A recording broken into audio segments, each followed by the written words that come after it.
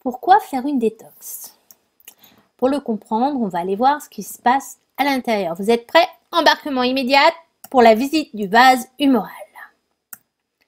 Alors, vu de l'intérieur, vous ressemblez à peu près à ça, une espèce de grosse tuyauterie surmontée par la bouche juste avant l'entrée du tube digestif, lui-même complètement interconnecté avec le flux sanguin, la lymphe, les liquides intra- et extracellulaires.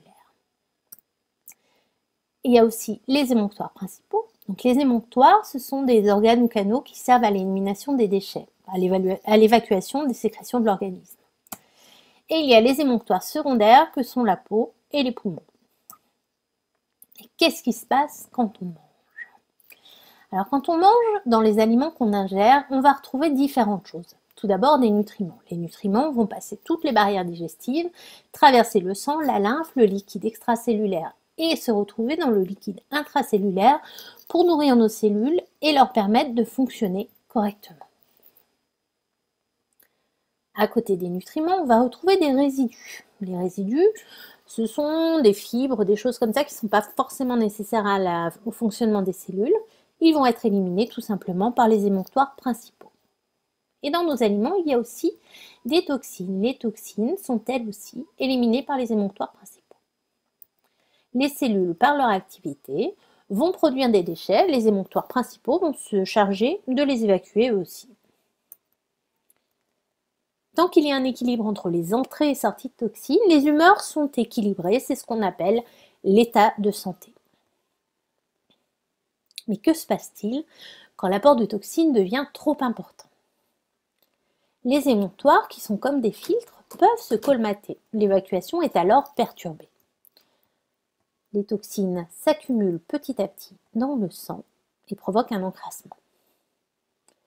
Face à cette situation, le corps va réagir pour rétablir l'équilibre. Il va donc ouvrir les émonctoires secondaires, donc la peau et les poumons, provoquant des conséquences au niveau de la peau de type boutons, acné, démangeaisons, eczéma, psoriasis, et des conséquences ORL du style rhume, sinusite, otite, bronchite, asthme, toux. Et donc, si l'apport de toxines continue au fur et à mesure, les émonctoires secondaires vont eux aussi se colmater. Les toxines vont encrasser plus profondément le corps en touchant d'abord la lymphe et puis le liquide extracellulaire avant d'atteindre directement l'intérieur des cellules.